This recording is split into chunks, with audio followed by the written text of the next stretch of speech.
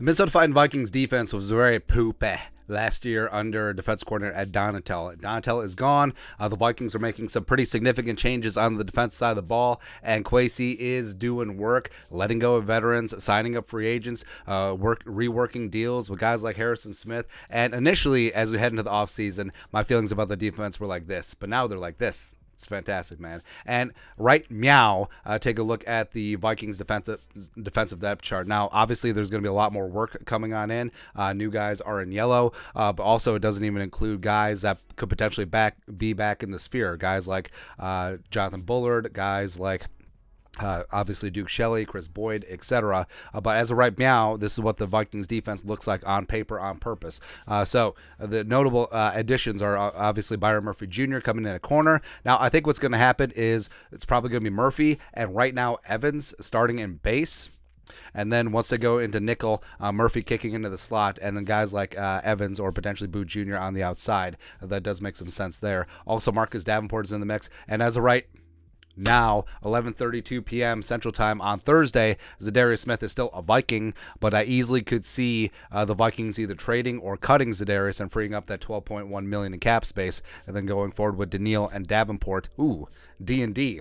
Dungeons and Dragons, roll that 32-sided die, and we're ready to roll, baby. Going forward as the edge rushers. So you're getting younger, you're getting a potentially higher ceiling with Davenport. We'll see. Plus, you still have guys like Wanham and Jones II and Villain, and also Curtis Weaver, the pride of Boise State, and Benton Whitley in there on futures deals. Defensive line. So defensive line is still a need.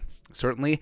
Jumping James Lynch, Harrison Phillips, Asazio Tamo. I think that the only guy that you can confidently say is going to start is Harrison Phillips. Maybe Tamo works his way in there. We'll see. Blacklock is back on a pay cut. Kyrus Tonga was an ERFA. Love to have him back. Kenny Willekes is going to be in the mix. Now, TBD, if he's going to be a hand-the-dirt guy, play at 4-tech, 5-tech, or as a stand-up outside linebacker, he could do both. Harrison Smith took a significant pay cut on a new one-year deal, going from 14.7 down to 8 plus $2 million in incentives. So he wants to be here.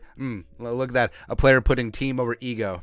Crazy. But Harrison, Cam Beasley, Lewis Seen, Josh Metellus, and Theo Jackson. That's a really nice safety room there. Off-ball linebacker. So after the Vikings parted ways with Eric Kendricks, he signed a 2-year deal with the Chargers. Respect. They reworked the deal of Jordan Hicks, as well as Asamoah has basically been crowned as a starter. Now, I would prefer it if the Vikings addressed off-ball linebacker and you're not going into the season with Jordan Hicks starting, because yes, he still can be solid against a run and is a good tackler, but he's an absolute liability in coverage. Like we're talking about Ryan Gosling in Remember the Titans liability in coverage, man. But overall, I would like to see some more depth additions or potential starters sign along the defensive line, off-ball linebacker, and certainly cornerback. And right now, those are also needs heading into the draft as of right but there's still a lot more work to go.